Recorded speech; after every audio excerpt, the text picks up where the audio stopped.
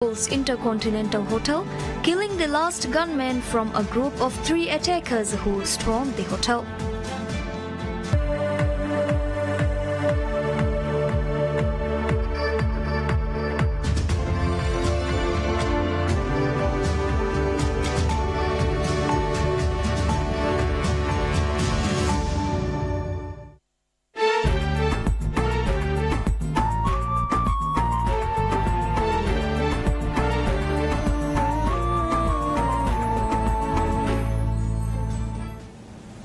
Bismillahirrahmanirrahim. Assalamu alaikum. I'm Nasma Abdul Mohsin and this is PSM News.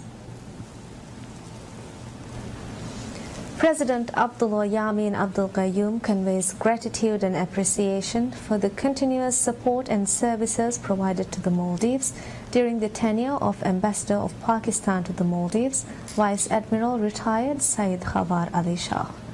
The President made the remarks during the farewell call of the Pakistani ambassador. During the call, the Maldivian President conveyed greetings and good wishes to Prime Minister Shahid Khagan Abbasi, President Mamnoon Hussain and the people of Pakistan.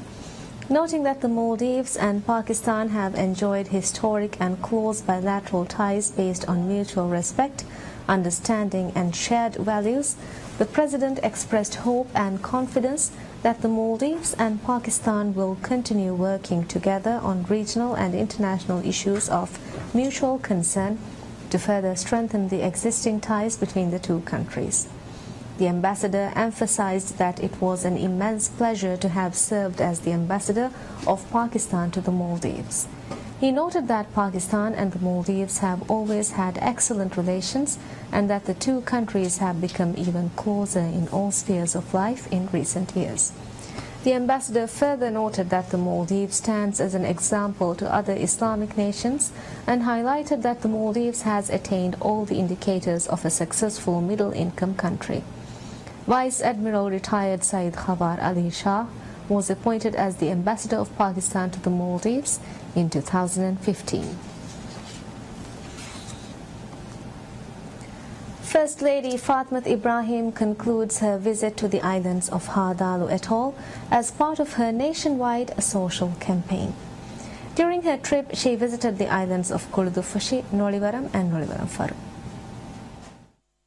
First Lady Fatma Ibrahim is regarded as an exemplary figure for her efforts in bringing betterment to the society, especially to the marginalized groups in the society. Under the effort of strengthening the role of such people, First Lady Fatma Ibrahim initiated a nationwide social campaign through which she has visited various islands of the country. The latest stop of her campaign was the islands of Hadal Atoll. The first destination during her visit to Hadal Atoll was the island of Kurdufushi, where she received a warm welcome from the residents. At a meeting held at the capital of Hadal Atoll, the First Lady interacted with people with disabilities, senior citizens, women and government officials. The First Lady also visited the schools and Kurdufushi Regional Hospital. The next stop of her visit was the island of Nolivaram, where she met with people with disabilities, senior citizens, women and government officials of the island. Furthermore, the First Lady also visited the sites where the government has commenced developmental projects. The First Lady concluded her visit to Hadal Atoll after her visit to Nolivaram Faru Island.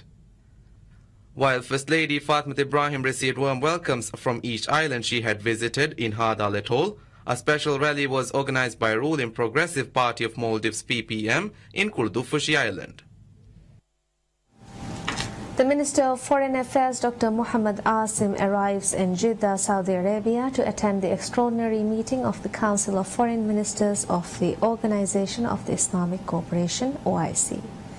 This meeting, urgently convened on the request of Saudi Arabia, will discuss the ongoing situation in Yemen and in particular the ballistic missile that was launched by Houthi rebels towards Riyadh on December 19th. A preparatory meeting at the delegate level shall precede the ministerial meeting to discuss its draft final communique. The Maldivian Foreign Minister is expected to deliver a speech at the extraordinary meeting of the Council of Foreign Ministers of OIC. Furthermore, Minister Asim will also travel to New York after attending the extraordinary meeting of the Council of Foreign Ministers of OIC. Minister of Fisheries and Agriculture Dr. Muhammad Shaini meets the Minister of Agriculture, Forestry and Fisheries of South Africa, Senzeni Zokwana. During the meeting with his South African counterpart, Minister Shaini inquired about the opportunities available in South Africa for the fisheries sector of Maldives. The discussions also focused on ways to protect and further enhance fishing rights to fishermen of both countries. During his visit to South Africa, Minister Shaini is expected to meet with the Minister of Foreign Affairs of South Africa. The discussions of the meeting will focus on supporting Maldives in securing United Nations Security Council seat for the 2019-2020 term. The Maldivian Fisheries Minister is currently on a 3-country tour of Africa as the special envoy of President Abdullah Yamin Abdul Qayyum as part of the international campaign to secure a United Nations Security Council seat for the Maldives. During the trip, Minister Shaini has met with cabinet ministers of Tanzania, Mozambique and South Africa. During the tour, meeting and discussions would be held to seek support for the recommendations Maldives has proposed to include in the fishing guidelines for countries fishing in the Indian Ocean. After concluding his trip to Africa, the minister is set to arrive in Maldives on Tuesday.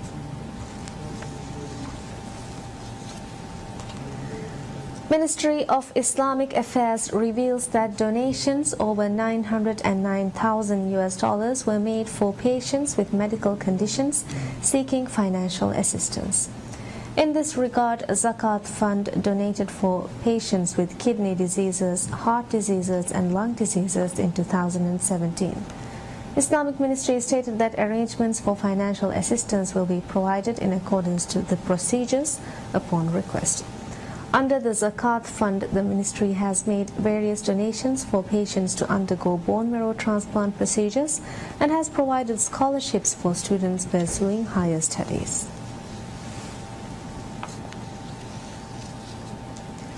Minister of Education Dr. Aishat Shiham states the administration has embarked to the academic new year with a vision to make 2018 the most successful year with the implementation of technological advancements.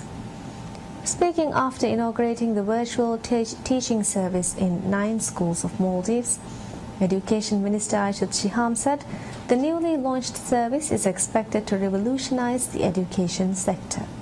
In this regard, Minister Aishat Shiham said the new service would act as a bridge networking all the schools in Maldives. As per information provided by the Education Ministry, the new service is introduced in 9 schools as part of the first phase of the effort. Briefing the meeting, Minister of State of Education Ahmed Shafir revealed that the schools were selected based on the number of students enrolled. The State Minister revealed that the schools in the islands would be virtually connected to Iskandar School in the capital city of Maldives. Health Protection Agency HPA reveals that a total of 64 cases of dengue fever have been filed so far this year. With January regarded as the breeding season of mosquitoes, the number of dengue cases being reported increased during this period every year. As the weather starts warming up, the dread of mosquito breeding season is probably one of the most unpleasant dilemmas. Warmer and the humid climate increases the length of mosquito breeding season every year.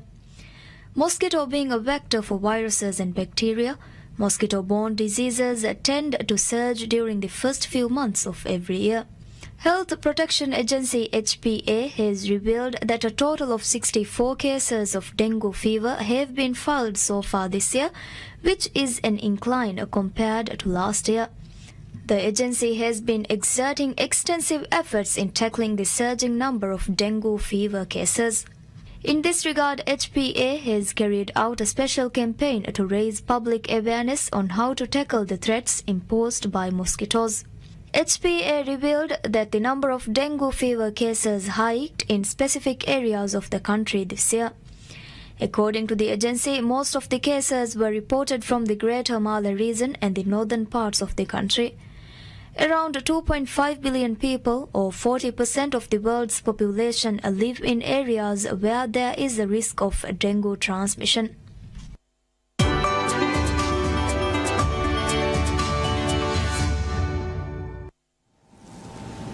Maldives Marketing and Public Relations Corporation MMPRC showcases Maldives in Boot 2018 held in Dusseldorf, Germany from January 20th to 28th. According to MMPRC, 15 officials from 7 companies are representing Maldives as a destination in the fair this year. The Maldivian delegation is headed by Acting Managing Director of MMPRC Haris Muhammad and Ambassador of Maldives to Germany Jamila Ali Khalid. Boot is one of the leading boat and water sports fairs in the world and is the key meeting point for industry personnel every year. Over 1,800 exhibitors, 900 of them from more than 60 countries apart from Germany, will be presenting their innovations, attractive developments and maritime products during the fair. To attract more visitors to the fair, MMPRC opened an extended flatwater standing wave and a skimboarding facility for visitors. With 99% water and unique underwater beauty, dive segment is an important segment to the destination. According to the latest visitor survey of Maldives conducted by the Ministry of Tourism, a large number of Germans are motivated to visit Maldives because of the underwater beauty. In 2017, 103,067 tourist arrivals were recorded from Germany, which is an increase of 4 to 7% compared to the previous year. Germany is the second largest tourist market for Maldives, with an 8.3% market share in 2017.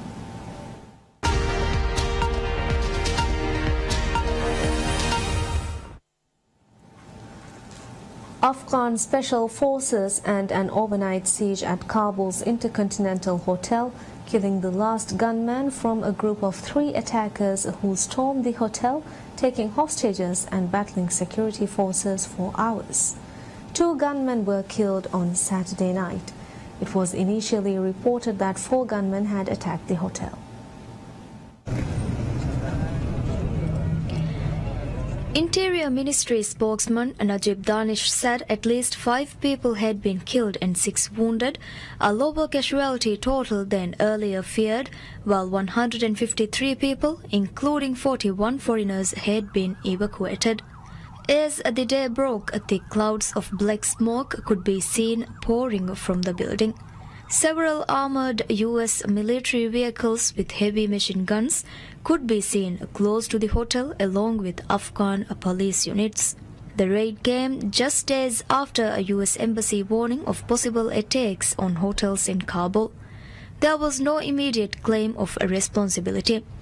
The raid was the latest in a long series of attacks which have underlined the city's precarious situation and the ability of militants to mount high-profile operations aimed at undermining confidence in the Western-backed government.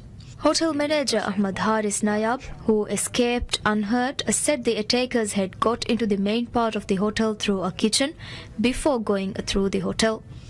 According to one witness, the attackers took hotel staff and guests hostage.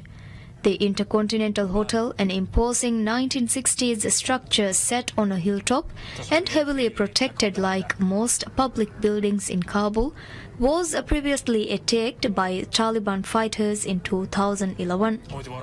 It is one of the 2 main luxury hotels in the city and had been due to host an information technology conference with more than 100 IT managers and engineers were on site when the attack took place.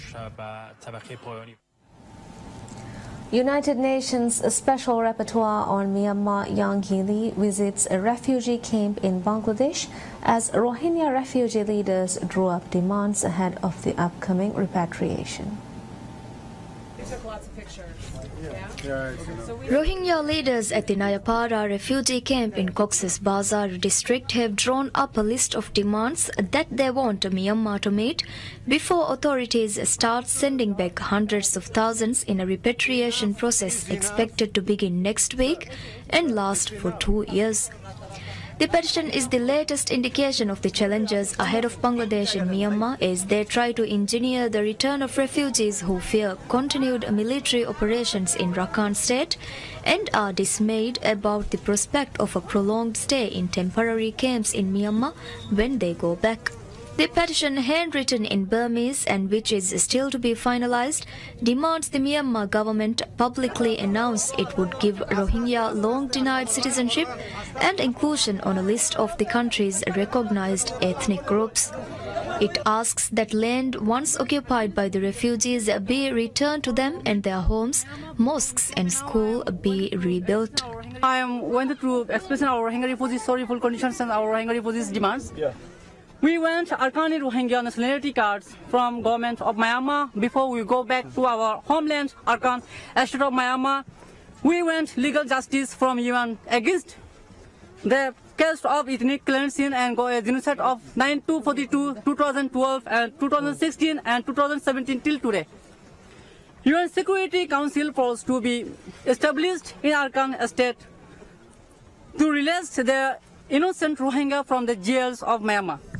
Over 655,500 Muslim Rohingya fled to Bangladesh after the Myanmar military crackdown in the northern part of Rakhine commenced on August 25th. The United Nations has described the operation as ethnic cleansing of the Rohingya. U.S. Vice President Mike Pence tells Egyptian leaders the United States would support a two-state solution for Israelis and Palestinians if the two sides agreed.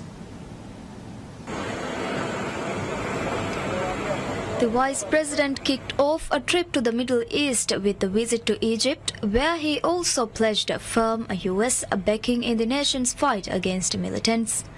Earlier in the day, Jordanians protested against the visit, which has taken place weeks after the decision by U.S. President Trump to recognize Jerusalem as Israel's capital. During the trip, Pence aims to seek to reassure the key Arab ally over President Donald Trump's decision to recognize Jerusalem as Israel's capital. The decision enraged the Arab world and upset Western allies. It has sparked violent protests along the Israel-Gaza border and in the occupied West Bank. Pence, a strong supporter of Trump's decision, was earlier in Egypt and will also visit Israel for talks with Prime Minister Benjamin Netanyahu, the White House said in a statement earlier this month.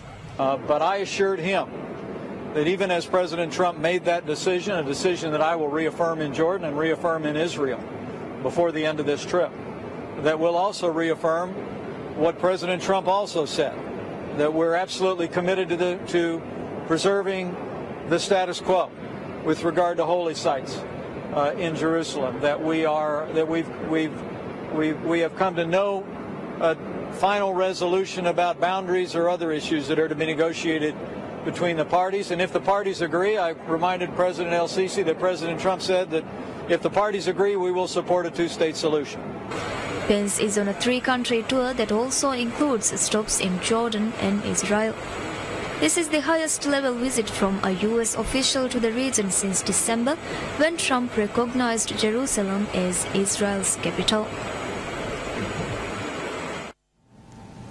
Aides to U.S. President Donald Trump tell reporters that he feels frustrated over the government shutdown that they suggested was secured by Democratic lawmakers to mark Trump's first anniversary in office. So, I mean, if you were they, wouldn't you try to be doing... White House Budget Director Mick Mulvaney and White House Legislative Affairs Director Mark Short spoke with reporters separately on the White House driveway hours after a joint press briefing on the first day of a government shutdown that coincided with the one-year mark of Trump's inauguration. Mulvaney told reporters that Democrats getting a shutdown is not what should be talked about on U.S. President Donald Trump's first anniversary in office. Oh, President, yeah, fine. I talked to him right after the presser. He's frustrated because this is not what we should be talking about. And the Democrats got the shutdown that they wanted on his anniversary. But again, when you need 60 votes, they sort of, dictate what happens. Trump and Republican lawmakers were locked in a standoff with Democrats late Saturday over the shutdown, with Democrats sticking to demands that any short-term spending legislation must include protections for young undocumented immigrants known as Dreamers. Republicans in turn said they would not negotiate on immigration until Democrats gave them the votes needed to reopen the government.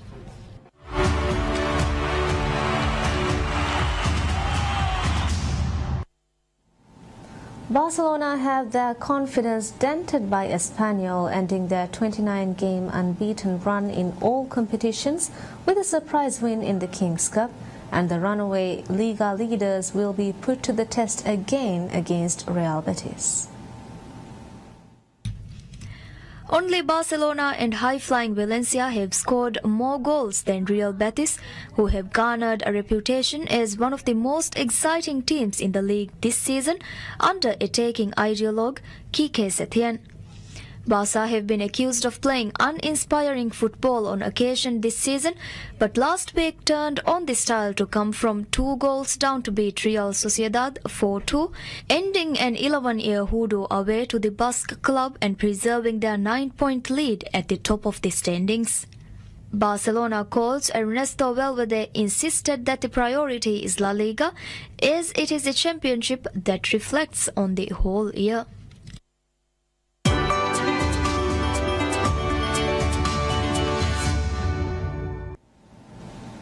A gallery in the Russian capital opens an exhibition undertakes the daring task of lifting the curtain on the mysterious way of life in North Korea. A new art space called Ultra Modern Art Museum, founded in November 2017, has already gone viral with an exhibition of artworks dedicated to President Vladimir Putin. It featured pieces such as a bear torso Russian leader riding an armored bear. This time the show centers around the artifacts produced in one of the most secretive nations, including postal stamps, books, food products, toys, portraits of the 3 generations of North Korean leaders, as well as propaganda posters depicting the US military captured by Korean troops. According to the organizers, all the objects were recently brought in from North Korea. Embassy officials invited to the opening commented on the exposition, saying that it will show the world the truth about their country. The North Korean delegation offered the gallery several pictures, but also requested to have several images of North Korean leaders removed from their display. And that's all we have for you right now. Thank you for watching. Have a very pleasant day.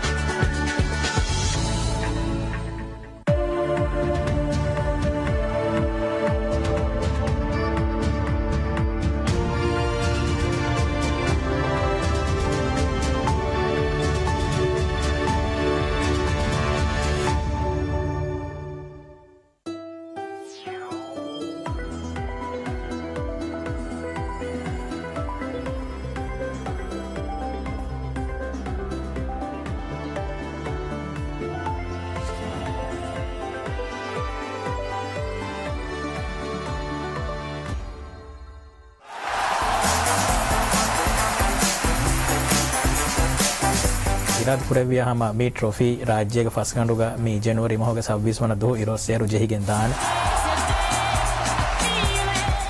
एजे हुमा एकीगा हम आमु राजितुन्ना मिया एकीगा हम बाइकाला कांदा तकुरु फुर्सत दिविगे मस्दान वरा खुदागा तको अलगन में मी देदु होगे टुवा राज्य का कुरिया गेंदियो मम्मी वानी रावाफ People of Maldives, particularly youngster or whoever, I mean, if you see them, they love this football. They are 24/7 into football, and I can see the youth who is like the way they play football. A celebration for the football lovers, and then they can get a chance to see the real original FIFA trophy. So this is something a very big decision.